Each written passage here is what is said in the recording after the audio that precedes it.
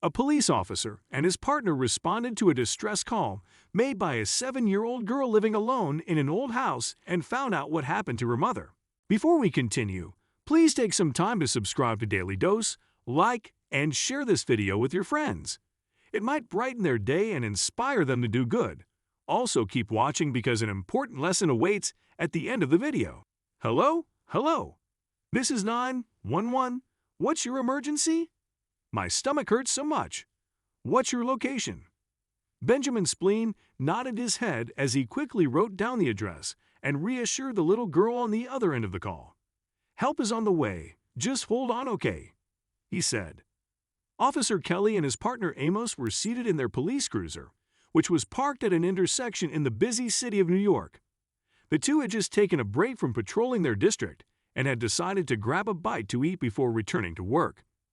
Amos was in the middle of telling his partner what he called his little pellets as they wolfed down their hamburgers.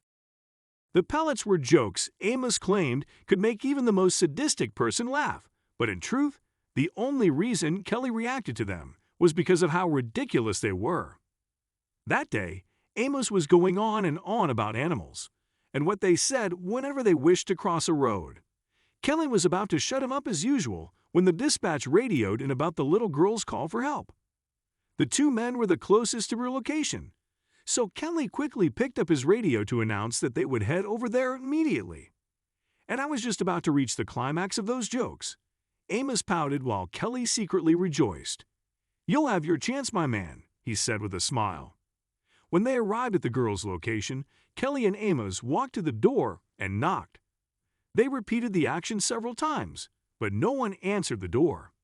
When Amos tried the lock, they discovered the door had been left unlocked, so they entered. "Hello," Kelly called out, listening intently for a reply. Perhaps no one is home. Amos wondered aloud. "I'll check upstairs," his partner replied. As he reached the top flight of stairs, he immediately heard sobbing and went on high alert, catching himself just before he pulled out his gun and startled the girl who stood in the doorway leading to her bedroom. She was dressed in cozy-looking pajamas, and she held a medium-sized teddy in her arms. "What's the matter, little one?" Kelly asked gently as he eased towards her slowly. "I'm hungry and my tummy hurts," she said. "Where are your parents?" he asked when he reached her. "My mom left to go and buy us food from my favorite Chinese restaurant, but she hasn't returned." "What's your name, little child?" Kelly asked. "Penelope," she answered. "Don't worry, Penelope. We'll help you find your mom." They took the little girl to a cafeteria to buy her food, and she quickly warmed up to Amos because she kept laughing at his ridiculous jokes. Of course, it had been Kelly's idea to distract her while he inquired about her mother's whereabouts. Officer Kelly later found out that her mom never returned because she got into a vehicular crash and had been injured in the accident. But rather than tell her that, Kelly decided he would assume responsibility for the child until her mother was discharged from the hospital. She had walked away from the accident with a slight concussion and several scratches, which meant she would be released once she woke.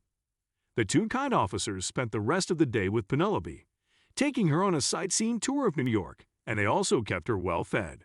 She was so engaged, she didn't have to worry about her mother until she noticed at night that they were headed away from the direction of her home. "It's that way," she said in confusion.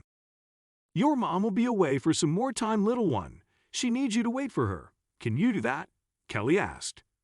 They had hoped the woman would have regained consciousness and returned to her home by nightfall, but that did not happen, and they could not leave the little girl alone to fend for herself. Kelly decided he would care for the little girl until her mother returned. He told her that her mother was on a long journey but would return any time for her. "Until then, you'll have to be a good girl while waiting for her, okay?" he told her. He also assured her he would remain with her that night to watch over her. Kelly continued to watch over the girl like that for 3 days, after which her mother regained consciousness. When the woman was to be discharged, Kelly drove Penelope there in his cruiser, watched in tears as mother and daughter were reunited, then he drove them back to their home. Penelope's mother did not stop thanking him for caring for her daughter, and from that day forward, Kelly and Amos would occasionally stop by to say hello to the girl and tell her more ridiculous jokes she giggled at.